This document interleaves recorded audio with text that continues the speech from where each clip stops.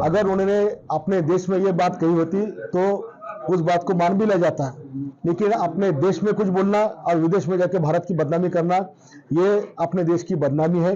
राहुल गांधी जी ने जो स्टेटमेंट किया है कि बाबा साहब ने दिया हुआ आरक्षण खत्म करना है, तो अगर उनकी जो जुबान छटके लगा उस समय 11 लाख का इनाम दूंगा, ये जो बात मैंने कही थी, मैं आज दूसरी घोषणा करता हूं। उन्होंने बाबा साहब का अपमान किया है, संविधान का अपमान किया है, सारे देश के पीड़ित समाज का अपमान किया है। उन्होंने मुंबई के चैत्य भूमि में जाकर वहां माथा टेकना, अगर वो ऐसा करते हैं तो जो मैंने घोषणा की है वो घोषणा मैं मेरे अल्फाज वापस लेता हूं। राहुल गांधी ने विदेश में जाके जो भारत की बदनामी की है, भारत का संविधान हम खत्म करेंगे।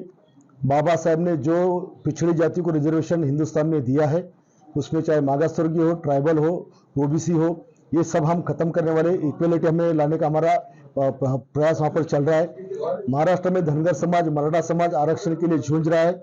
ऐसे में उनको मिलने से पहले उन्होंने खत्म करने की बात की।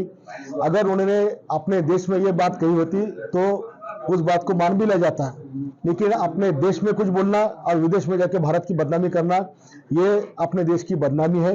मैं एक राष्ट्रभक्त इंसान हूं, इसलिए मुझे इस बात का गुस्सा है कि हमारे देश की बात आप विदेश में जाके बदनामी कर रहे हो।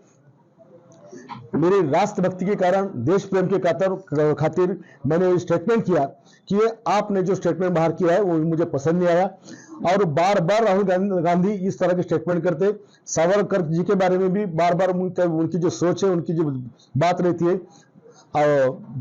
बहुत गलत बात सावरकर जी के बारे में करते हैं। इसलिए मैंने परसों के दिन कहा था कि राहुल गांधी जी ने जो स्टेटमेंट किया है कि बाबा साहब ने दिया हुआ आरक्षण खत्म करना है, तो अगर उनकी जो जुबान छटके लगा उस समय 11 लाख का इनाम दूंगा, ये जो बात मैंने कही थी, मैं आज दूसरी घोषणा करता हूं कि उन्होंने बाबा साहब का अपमान किया है, संविधान का अपमान किया है, सारे देश के पीड़ित समाज का अपमान किया है। उन्होंने मुंबई के चैत्य भूमि में जाकर वहां माथा टेकना या नागपुर के दीक्षा भूमि में माथा टेकना और बाबा साहेब आंबेडकर जी की वहां पे माफी मांगना, अगर वो ऐसा करते हैं तो जो मैंने घोषणा की है वो घोषणा मैं मेरे अल्फाज वापस लेता हूं।